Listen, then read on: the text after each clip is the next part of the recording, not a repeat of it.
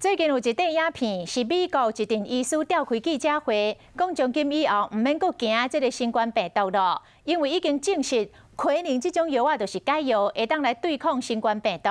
影片一出来，吸引到2000万人点来看，就像美国的总统川普因爸仔囝拢对咧转发这个消息。其实哦，这根本就是假消息。奎宁这种药啊，唔若无法度治疗新冠病毒，阁上肝上油脂。今仔日的拍假特工队。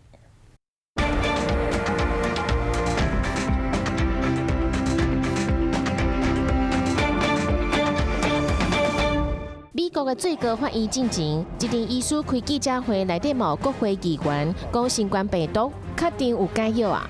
This virus has a cure. It is called hydroxychloroquine, zinc, and Zithromax. I know people want to talk about mask. Hello, you don't need mask. There is a cure. 美国总统川普爸仔囝马上伫 Twitter 顶悬分享，甲大家讲这一定爱看。歌手麦当娜嘛伫 IG 顶悬写讲，进前的患者拢死甲足冤枉的。影片一暝尔，就超过1700多万人去看。但是国际事实查核组织拢表示，这是错误的资讯。Twitter 并且 YouTube 赶紧甲消息推落来。过来，咱来问医师，奎宁到底对这摆疫情有帮助无？其实它会造成心血管，特别是心律不整的一个延长，所以其实这种使用在年纪大或并有一些心血管共病的一个问题的话，反而死亡率更高。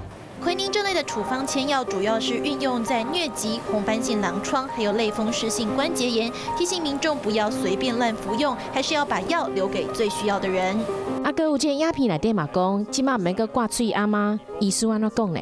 一旦进入冬天，那个病毒的一个部分的复制速度会比现在来得快，所以如果说大家从现在开始慢慢就忘记戴口罩的话，还是会造成第二波甚至第三波。疫情也无解药，已经互人足紧张的啊！较有名的人，甲消息咱传来传去，影响到大家。该提醒一下，莫阁替这种假消息赞声，咱甲防疫做好，较实在。